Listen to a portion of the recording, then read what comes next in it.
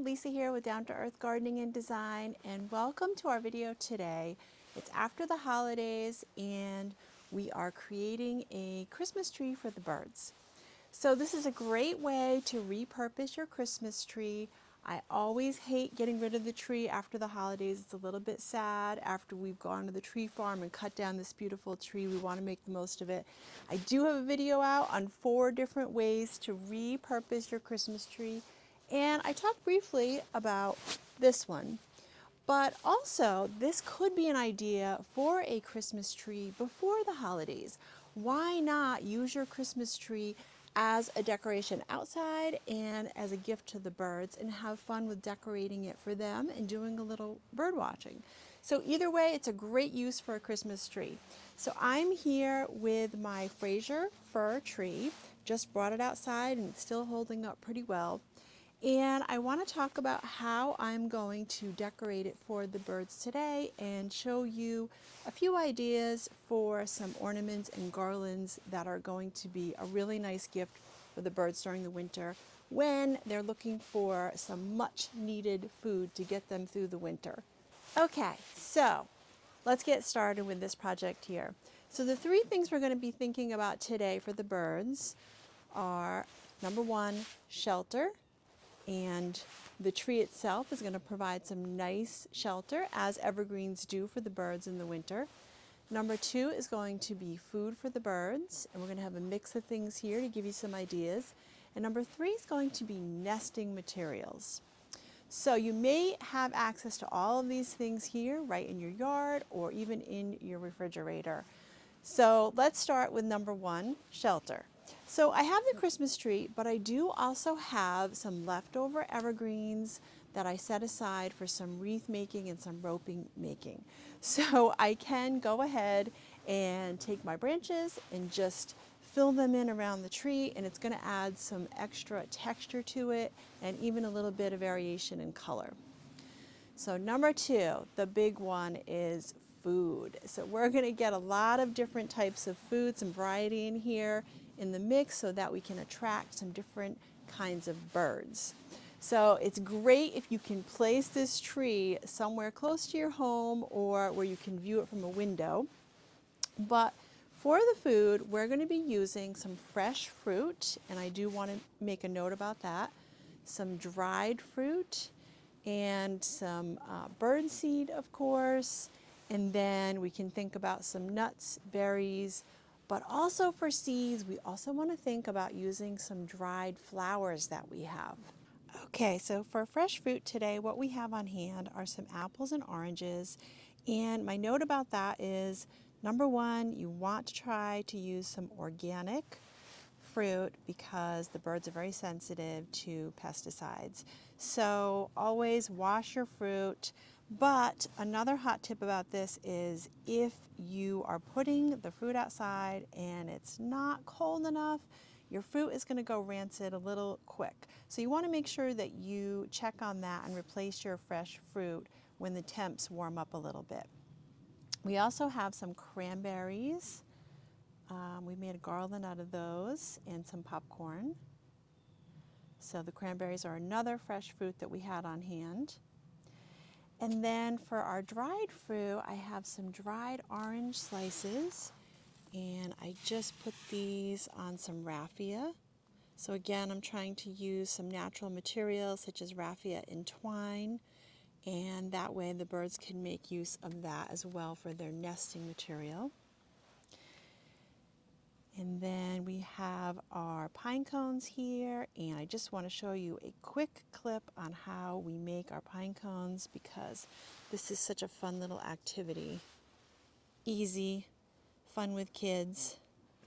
One of the things I like to make for this Christmas tree for the birds are these pine cones that have peanut butter and they're rolled in birdseed.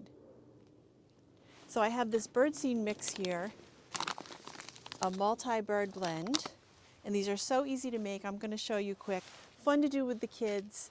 I'm probably going to do some of these with the grandkids, but it really brings me back in time because it's something I used to do with my mom and my own kids. So very easy. All you need are some pine cones, a little bit of twine, and then some bird seed and some peanut butter. So I have about a foot of twine here, and starting at the middle, I will just wrap it around the pine cone a couple of times, and then knot it at the top. It just gives it a little room to hang from a branch.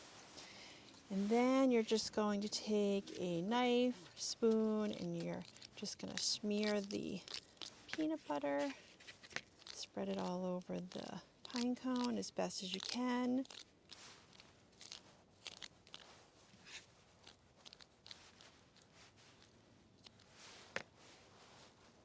And roll it in your bird seed. And that's it.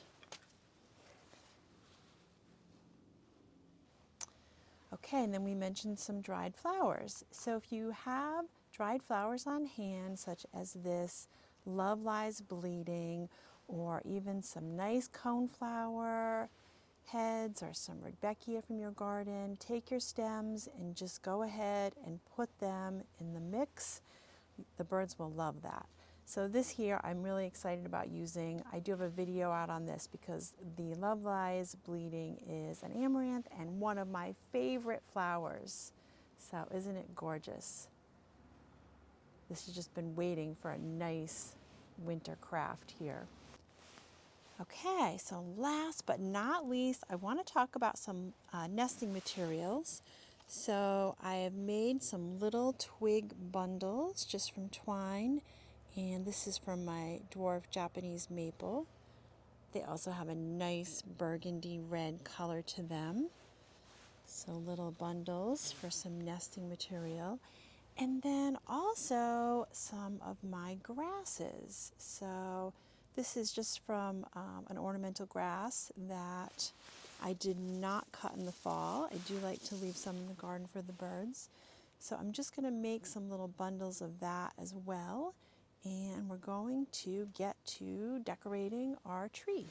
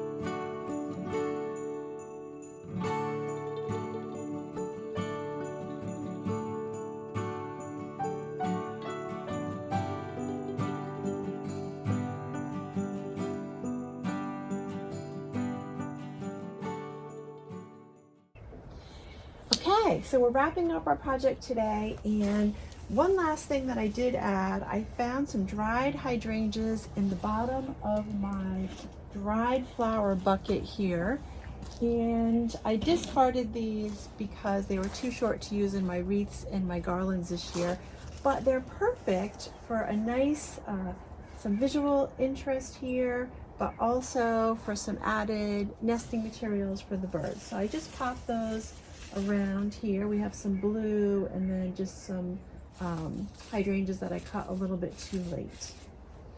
So one last tip is to put your food for the birds up towards the middle or the top of the tree. If you'll notice, it's a little bit imbalanced, and that's just because I'm trying to raise the food up so it's difficult for some of our visiting neighborhood dogs in the neighborhood that might be interested, or also other wild animals. So this is just for the birds. I know that I'm really going to enjoy having my cup of coffee in the morning and doing some bird watching. So that's it for today. I really hope you enjoyed the video, and if you did, please go ahead and give us a thumbs up and subscribe to our channel for lots more gardening fun with us.